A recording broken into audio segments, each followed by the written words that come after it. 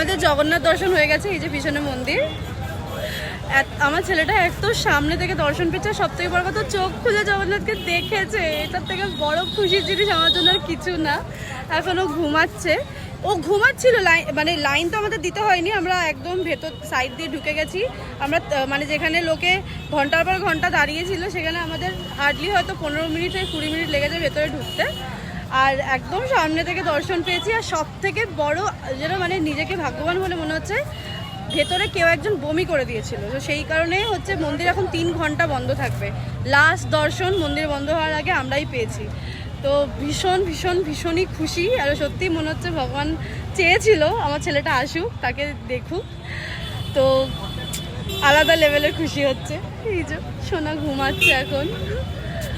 ঠিক আছে, তোমাদেরকে বলেইছিলাম আগের ভিডিওটাতে যে তোমাদের যদি কোনো জানার কিছু থাকে